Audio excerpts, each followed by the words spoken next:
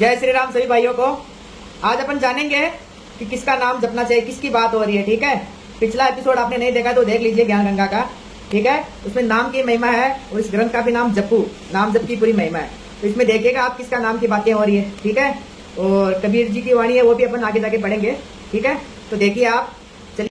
और हाँ, जिसने भी पहले का ज्ञान गंगा का भाग सृष्टि 1, 2, 3 ये नहीं देखा वो जरूर देखें। पूरी ज्ञान गंगा का मैं खंडन करूंगा, पूरी ज्ञान गंगा का। ज्ञान गंगा से सब लोगों को भ्रमित गया है, तो मेरा उद्देश्य यही है कि ये ज्ञान गंगा पूरा खंडन करूंगा। मैं भारत के कोई भी 10 साल का बच्चा भी इनके साथ डिबेट कर सकता है, इस पे मैं काम कर रहा हूँ। ठीक है, कोई भी इनके साथ ज्ञान चर्चा कर सकता है, डिबेट कर सकता है। मेरी वीडियो देख के उसमें सारे प्रमाण दिखाऊंगा, पूरी ज्ञान गंगा का खंडन करूंगा, पूरी ज्ञान गंगा का। ठीक है, चलिए अब शुरू करते हैं अपन। जय श्री राम। वीडियो को ज्यादा से ज्यादा शेयर कर दो भाई, सबके पास पहुंचे। चलो, ये है ज्ञान गंगा इनकी। ठीक है, ये 68 पेज नंबर और ये 69 संपूर्ण सृष्टि। यहाँ पे मैंने नंबर दे रखा है। किसी भी ग्रंथ से जितना भी ग्रंथ है, किसी भी धर्म ग्रंथ से आप प्रमाणित कर देना कि कबीर जी परमात्मा है, उसको 5 लाख का इनाम मैं दूंगा। ठीक है, और इसमें जो ये लाइनें दी है ना गुरु ग्रंथ से, ये जो 839 वगैरह, ये सारी ये लाइनें मैच होती है। मैंने पहला ही वीडियो में बताया था, मैंने पहला वीडियो बनाया था ज्ञान गंगा के ऊपर। ठीक है, उसमें मैं क्या बोला था कि ये जो लाइनें दी है ये सब बराबर मैच हो जा रही है, लेकिन इसका जो भावार्थ है वो मन गणत किया बाबा ने, सब मन गणत है अपने हिसाब से। ठीक है, सब देखिए यहाँ क्या बोलता था, यहाँ पे देख लीजिए। नंदन साहब जी कह रहे हैं कि ओंकार अर्थात ज्योति निरंजन काल से ब्रह्मा जी की उत्पत्ति हुई, कई युगों मस्ती मारकर ओंकार ब्रह्म ने वेदों की उत्पत्ति की जो ब्रह्मा जी को प्राप्त हुई है। 3 लोक की भक्ति का केवल एक ओम मंत्र ही है, वास्तव में जाप करने का है। ये देख लीजिए, सब देख लीजिए। और यहाँ पे क्या बताया नानक साहब जी ने, तीनों मंत्रों ओम ये तत्त सत्य, इसको पता ही नहीं है कि इसका क्या अर्थ होता है, क्या नहीं होता है। इसके ऊपर मैं एक अलग से वीडियो बनाऊंगा तो आपको पता चलेगा। ठीक है ना, भक्ति का 3 मार्ग है, सतमार्ग का 3 मार्ग है, भगवत प्राप्ति का 3 मार्ग है, उसके बारे में बात है, उस पर मैं अलग से वीडियो बनाऊंगा। ठीक है, ये देखिए क्या बता रहा है, काल से ब्रह्मा जी की उत्पत्ति हुई, काल से 4 वेदों की उत्पत्ति हुई, ऐसा कुछ भी नहीं है। वहां पे परमात्मा से हुआ, परमात्मा ने ब्रह्मा जी के द्वारा वेदों की उत्पत्ति की थी। ठीक है, ये सब मनगणत किया है, तो ये सब मैंने मैच कर लिया, सब बराबर मिलता है। इसकी जो भावार्थ बाबा ने अपने हिसाब से किया है। ठीक है, तो कोई भी भाई इसको ग्रंथ को आप अध्ययन कर सकते हैं, गूगल पे डालिए, वहां ट्रांसलेट हो जाता है, सब आराम से अच्छे से अध्ययन करिए तो आपको पता चलेगा। ठीक है, देख लीजिए, ये सब मैंने मैच किया, ये 420 वगैरह। ठीक है, तो आज अपन देखेंगे और इसमें ये भी जानेंगे जो कबीर जी की वाणी है, कबीर जी क्या कहते हैं। ठीक है, और बता रहे हैं ना कि गुरु नानक साहिब जी के गुरु कबीर जी थे, ऐसा कुछ भी नहीं। इसके ऊपर मैं अलग से वीडियो बनाऊंगा, इतना प्रमाण दूंगा ना, बहुत सारे प्रमाण है, एक नहीं। ठीक है, और उसके बाद ये 75, 78, हाँ ये इसमें भी देखिए कैसे आगे और गुमराह करने के लिए। देखिए गुरु ग्रंथ साहिब के राग श्री महिला, और फिर 24, 29, ये सब गुमराह करने के लिए। यहाँ देखिए फिर 350, 352, 353, 414, ये सब बराबर मैच किया है। ठीक है, कबीर जी का कहीं भी उसमें यह नहीं बताया कि ये मेरे गुरु है, ये मेरे परमात्मा है, भगवान है, कहीं पर भी। ठीक है, आज अपन जानेंगे, देखो किसका नाम जप करना चाहिए, किसके नाम की महिमा गाई जा रही है, कौन परमात्मा है, किस परमात्मा से ये ब्रह्मा जी, विष्णु जी, शिव जी की उत्पत्ति हुई, कौन परमात्मा कौन है। ठीक है, चलिए अब चलते हैं अपन। चलो, ये 1133 है। ठीक है, इसमें हम यहां से पढ़ते हैं किसका नाम जप करने के लिए बोलते हैं। स्वयं गुरु के द्वारा इज्जत बख्शता है, हे नानक जिस परमात्मा मेहर करता है वह हरि नाम में लीन रहता है। अब यहाँ पे देखिए, मेरी पटिया लिखो हरि गोविंद गोपाला। देखिए हरि गोविंद गोपाला ये सब किसके नाम है, श्री कृष्ण भगवान की। देख लो, हे भाई प्रहलाद अपने पढ़ाने वालों को रोज कहता है मेरी तक्की पर हरि का नाम लिख दो, गोविंद का नाम लिख दो, गोपाल का नाम लिख दो। देखो प्रहलाद जी और ध्रुव जी की बात आ रही है। ठीक है, देख लो भाई, देख लो, देखते जाओ। जो मनुष्य माया के प्यार में रहते हैं वह आत्मिक मोह के जाल में फंसे रहते हैं। देख लो माया किसको बोल रहे हैं, अपने शरीर को। जो शरीर को मैं माल के उसके भोगों में लगा हुआ है वो नरक जाएगा, यमलोक, मौत के जाल में, काल के जाल में समझ लो चाहिए। ठीक है, मेरा गुरु मेरी रक्षा कर रहा है। देखिए यहाँ देखिए, हरि सुख दाता है मेरे नाला, सारे सुख देने वाला परमात्मा हर वक्त मेरे अंग संग बसता है। ठीक है, हे भाई अपने गुरु की शिक्षा पर चल के प्रहलाद परमात्मा का नाम जपता है। देख लो प्रहलाद जी किसका नाम जपते थे, देख लो, हाँ किसके भक्त थे। ठीक है, बालक प्रहलाद किसी भी शारीरिक कष्ट से डरता नहीं, बिल्कुल। कितना उनको यातनाएं दी गई थी, कुछ फर्क नहीं पड़ा, क्योंकि भगवान विष्णु के नाम जप करता था। ठीक है, आगे देखिए, हे भाई प्रहलाद को उसकी माँ समझाती है, हे प्यारे प्रहलाद, हे मेरे पुत्र परमात्मा का नाम छोड़ दे, अपनी जान बचा ले। हिरण्यकशिपु उसका पिता बोलता था ना कि उसका नाम छोड़ दे, छुड़वा रहा था ना। जो भगवान से छुड़ाता वो असुर है, वो जो भगवान से विरोध करता है वही तो असुर है। और कौन है असुर? तो रामपाल जी ने क्या किया है, सब देवी देवता की पूजा छुड़ा के खुद को भगवान बता रहा, वो असुर होता है। देख लो यहाँ पे लाज की कथा आ रही है। परमात्मा का नाम छोड़ दे, अपनी जान बचा ले। आगे से प्रहलाद कहता है, मेरी माँ सुन, मैं परमात्मा का नाम नहीं छोड़ूंगा, यह नाम जपना मुझे मेरे गुरु ने समझाया है। प्रहलाद जी के गुरु कौन थे? नारद जी। ये भी आपको बता देता हूँ। हे भाई संड अमरक व और सभी ने जाके हरनाक्ष के पास पुकार की। ये देख लो, हिरण्याक्ष का नाम दिया यहाँ पे। प्रहलाद खुद ही बिगड़ा हुआ है, उसने बाकी के सारे बच्चे भी बिगाड़ दिए हैं, क्योंकि प्रहलाद जी ने उनके जो दोस्त थे सबको नाम में लगा दिया था कि नाम जपो भगवान का। हे भाई, ये सुन के उन दुष्टों ने सलाह पक्की की कि प्रहलाद को खत्म कर दिया जाए, पर प्रहलाद का रक्षक स्वयं परमात्मा बन गया। हे भाई, हिरण्याक्ष व हिरण्याकश्यप हाथ में तलवार पकड़ के बड़े अहंकार से प्रहलाद पर टूट पड़ा और कहने लगा, बता कहाँ है तेरा हरि जो तुझे बचा ले। यह कहने की देरी थी कि एकदम एक पलक में ही परमात्मा भयानक रूप धारण करके खंभा फाड़ के निकल आया। उसने नरसिंह रूप में हिरण्याकश्यप और अपने नाखूनों से चीर डाला और प्रहलाद को बचा लिया। हे भाई, परमात्मा सदा अपने भक्तों के सारे काम संवारता है। बिल्कुल देख, उसने प्रहलाद की 21 कुलों का भी उद्धार कर दिया। 21 पीढ़ियां तर गई थी, 21 पीढ़ियां, ठीक है। और ये मैं आपको देवी भागवत में भी दिखाऊंगा कि गुरुमुख से विष्णु भगवान का अगर मंत्र मिल जाए तो उनकी 21 पीढ़ियां तर जाती है। ये देवी भागवत में दिखाऊंगा आपको, ठीक है, देखिएगा। हे नानक, परमात्मा अपने संतों को गुरु शब्द में जोड़ के उनके अंदर से आत्मिक मौत लाने वाले अहंकार को समाप्त कर देता है और हरि नाम में जोड़ के उनको संसार समुद्र से पार लगा देता है। किसका नाम देख लिया आपने? चलिए अब इनके जो है वो थोड़ा मैच कर लेते हैं, ठीक है। उसके बाद में उनकी भी दिखाऊंगा, जो कुछ श्री कबीर जी की वाणी है वो भी आपको दिखाऊंगा, वो किनको बता रहे परमात्मा, देख के आप दंग रह जाएंगे। चलिए शुरू करते हैं।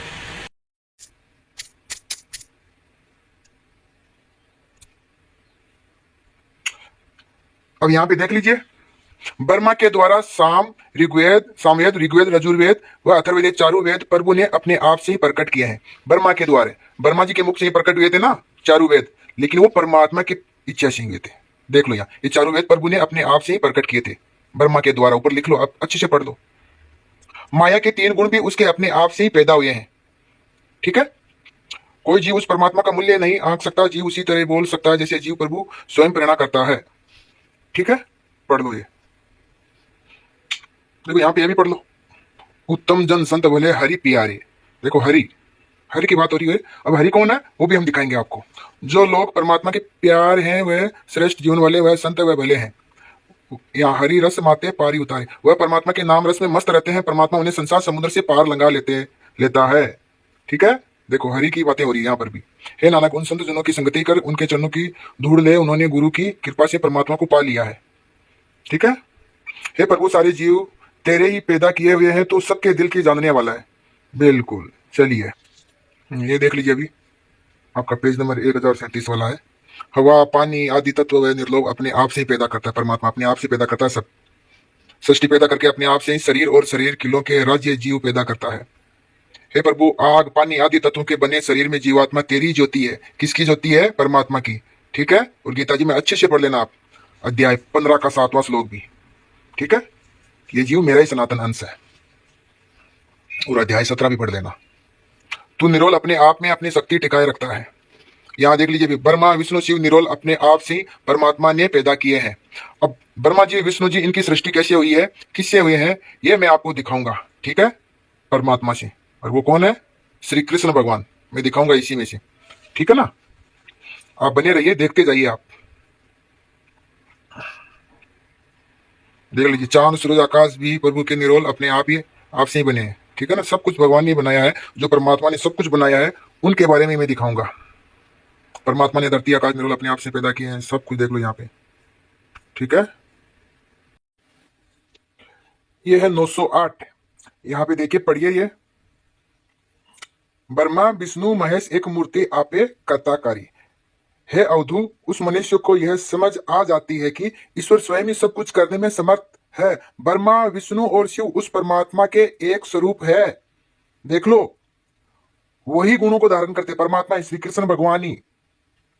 सतोगुण को धारण करके विष्णु, रजोगुण को धारण करके ब्रह्मा जी, और तमोगुण को धारण करके शिव जी। ये रामचरितमानस में भी आता है, सब पुराणों में आता है। पुराणों में तो है, रामचरितमानस में भी है, बालकांड में। और वहां पे बताया भी है कि प्रभु आपके रोम कोप में अनंत कोटि ब्रह्मांड माया के रचे हुए हैं। आप इन 3 गुणों को धारण करके पालन, सर्जन और संहार करते हैं। ठीक है, चलिए। ये 929 जो ज्ञान गंगा में दिया था ना, वही है। ये सब मैच होता है जो बता रहे, लेकिन जो इसका बाबा था ना, वो बाबा ने मन ग्रंथ किया, वो यहाँ पे अलग है, देख लो। ठीक है ना, कैसे गुमराह किया आप लोगों को। ये जो ओंकार ये लिखा हुआ है आपके उसमें, हे पांडे, तुम मंदिर में स्थापित की हुई मूर्ति को ओंकार मित रहे हो और कहते हो सृष्टि को ब्रह्मा ने पैदा किया था। ओंकार वह सर्वव्यापक परमात्मा है, जिस सर्वव्यापक परमात्मा से ब्रह्मा का भी जन्म हुआ है। ठीक है ना। अब देखिए, ब्रह्मा जी का जन्म किससे हुआ है? भगवान से। ये सब मैं दिखाऊंगा, श्री कृष्ण भगवान से ये सब प्रकट हुआ है, और वही है, गुणों को धारण करके वही एक ही परमात्मा, इतने रूपों में वही है, दिखाऊंगा मैं आपको। उस ब्रह्मा ने भी सर्वव्यापक प्रभु को अपने मन में बसाया है। अब ब्रह्मा जी ने किसको मन में बसाया है? श्री कृष्ण भगवान को। सब दिखाऊंगा मैं इसी में। ये सारी सृष्टि और समय के बंटवारे उस सर्वव्यापक परमात्मा से ही हुए हैं। वेद भी ओंकार से ही बने हैं, देख लो। वेद कोई काल से नहीं बने। ठीक है, देखते जाओ आप। अब आते हैं, देखिए यहाँ पर मधुसूदन लिखा है। ठीक है, मधुसूदनु कर मुंदरी पैरे परमेश्वरु पटले। देखा आपने। चलिए अब आगे, ऐसे आगे आगे देखते जाइए आप।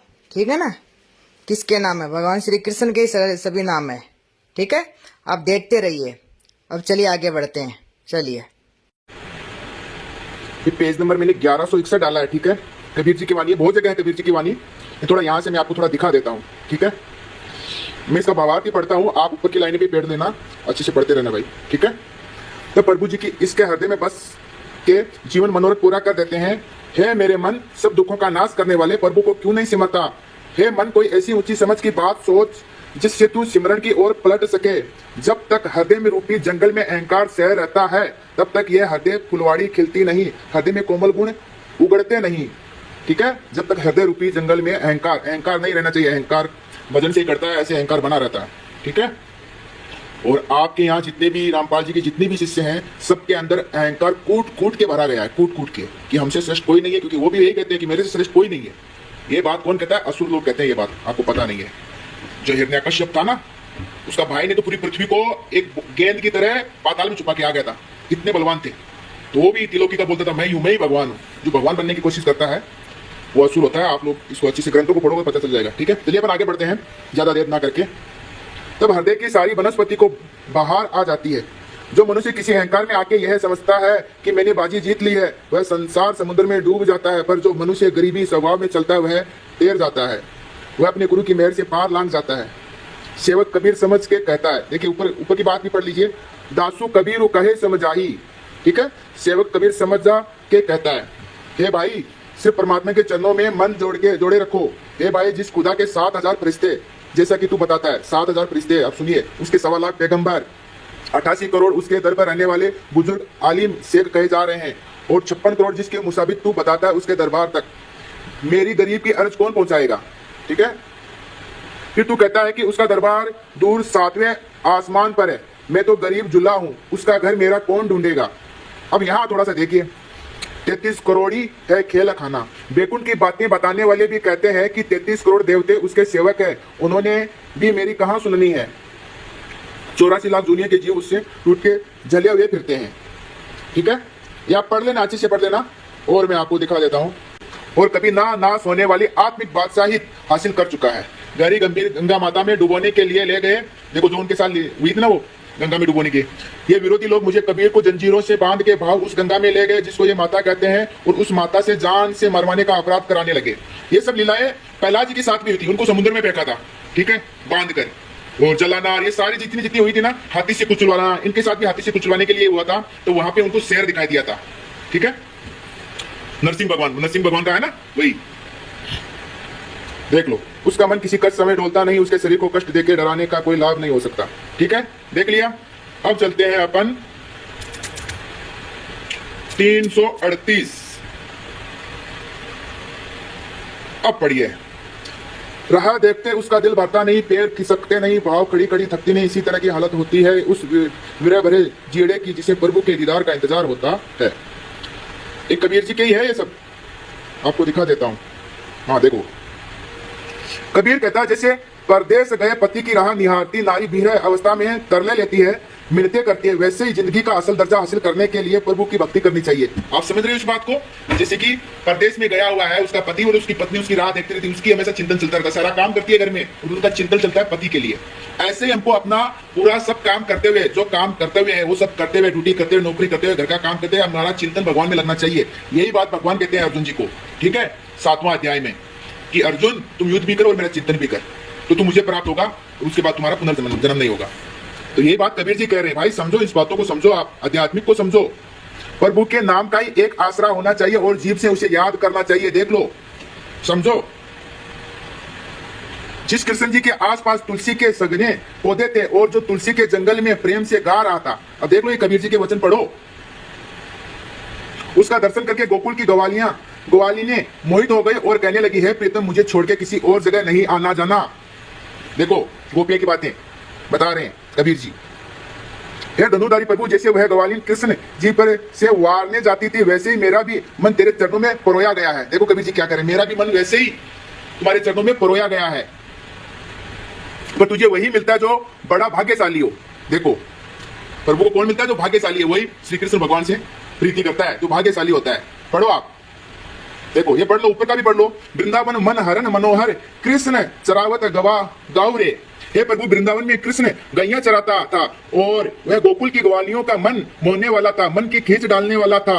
और जाका ठाकुर तू ही सारिंगधर मोही कबीरा नाउरे। हे धनुधारी सदन, जिसका तू साईं है उसका नाम कबीर जुला है। भाव जिनका मन कृष्ण जी ने वृंदावन में गैया चरा के मोहा था, उन्हें लोग गोकुल की गरीब ग्वालिनी कहती है। हे साईं, मेरे पर तू मेहर कर, तुझे भी लोग गरीब जुला कहते हैं, तू गरीबों पर जरूर मेहर करता है। इस भाव को समझ रहे हो? इसको पढ़ो अच्छे से, कि तुम गरीबों के ऊपर तुम मेहर होते हो, तो मैं भी गरीब जुल्ला हूं, मेरे ऊपर भी मेहर हो जाओ। समझो, पढ़ो इसको, कि मेरा भी नाम कबीर जुल्ला है, जिसका तू साईं है उसका नाम कबीर जुल्ला है। भाव जिनका मन कृष्ण जी ने वृंदावन में गैया चरा के मोहा था, उन्हें लोग गोकुल की गरीब ग्वालियां कहते हैं। समझ लो, आगे और पढ़ो। हे प्रभु, तेरा नाम आसरा है, इसी तरह जैसे फूल पानी में खिला रहता है, जैसे फूलों को पानी का आसरा है। कबीर कहता है, प्रभु मैं तेरे घर का चाकर हूं, ये तेरी मर्जी है, चाहे जीवित रख चाहे मार दे। अब यहां से आप पढ़ते जाइए। हे भाई, तुम कहते हो कि जब 84 लाख जीवों में भटक भटक के नंद बहुत थक गया तो उसे मानस जन्म मिला था, तो उसने परमात्मा की भक्ति की। अब ये देखो नंद बाबा की बात हो रही है, जहां भगवान का अवतार हुआ श्री कृष्ण भगवान का, ठीक है। हे भाई, तुम कहते हो कि जब 84 लाख जीवों में भटक भटक के नंद बहुत थक गया, नंद बाबा बहुत थक गया था 84 लाख में भटक भटक के, उसके बाद में उन्होंने भगवान की भक्ति की थी। और भगवान बताते भी है भागवत में कि आपने भक्ति की थी और बोला आपके जैसा पुत्र चाहिए, तो भगवान के घर प्रकट किए थे। अब सुनो, तो उससे मानस जन्म मिला, मनुष्य का जन्म मिला, तो उसने परमात्मा की भक्ति की, उसकी भक्ति से प्रसन्न होकर परमात्मा ने उसके घर जन्म लिया। अब देखो भाई, इसको अच्छे से पढ़ो भाई, कौन है परमात्मा? पढ़ लो। जन्म लिया, उस बेचारे नंद की बड़ी किस्मत जागी। देखो ये भागवत में भी है, पढ़िएगा। पर हे भाई, तुम जो ये कहते हो कि परमात्मा नंद के घर अवतार लेके नंद का पुत्र बना, ये बताओ कि वह नंद किसका पुत्र था? सुनो क्या बोल रहे हैं आप लोग भी, तो यही बात कहते हो ना कि वो तो नंद बाबा का बेटा था, गर्भ से जन्म लिया। क्या बता रहे? कबीर जी बता रहे हैं, कबीर जी कि हे भाई, तुम जो ये कहते हो कि परमात्मा नंद के घर अवतार लेके नंद का पुत्र बना, ये बताओ कि वह नंद किसका पुत्र था? नंद बाबा किसका पुत्र था जिसने सबको रचा है? श्री कृष्ण भगवान का। और जब ना ये धरती ना आकाश था, तब यह नंद जिसे तुम परमात्मा का पिता कह रहे हो कहाँ था? क्या बता रहे हैं? देख लो, आकाश धरती सब कुछ कौन बनाया था? कि जब धरती आकाश कुछ भी नहीं था, तब ये नंद बाबा कहाँ था? अभी भी समझ में आ रही है कि नहीं आ रही है? तो आगे जाके आ जाएगी, अभी भी समझ में नहीं आ रही है तो। पूज्य श्री कबीर जी की वाणी है ये। हे भाई, दरअसल बात यह है कि जिस प्रभु का नाम है निरंजन भाव, जो प्रभु कहीं माया के असर तले नहीं आ सकता, वह जोनियों में भी नहीं आता, वह जन्म मरण के दुख में नहीं पड़ता। कबीर का स्वामी सारे जगत का पालनहार ऐसा है जिसकी ना कोई माँ है और ना ही पिता है। देखो देख लो, अभी जगत बेशक मेरी निंदा करे, बेशक मेरे अवगुण बंडे, प्रभु के सेवक को अपनी निंदा होती अच्छी लगती है। हाँ बिल्कुल सही बात है, हमारी भी आप कितना भी निंदा करो कोई फर्क नहीं पड़ता, लेकिन इष्ट की निंदा करोगे तो हम चुप नहीं बैठेंगे, ठीक है। ये शास्त्रों में लिखा भी है, गुरु इष्ट की निंदा करे तो चुप नहीं बैठना चाहिए, वही कर्तव्य निभा रहा हूं, क्योंकि निंदा सेवक की माँ बाप है। भाव जैसे माँ बाप अपने बच्चे में शुभ गुण बढ़ते हुए देखना चाहते हैं, वैसे ही निंदा भी अवगुणों को सामने लाके भले गुणों के लिए सहायता करती है, ठीक है। अगर लोग अवगुण सामने लाए तभी बेकुंड जा सकते हैं। देख लो, पढ़ लो। क्योंकि इस तरह अपने अवगुण छोड़ के प्रभु का नाम रूपी धन मन में बसा सकते हैं।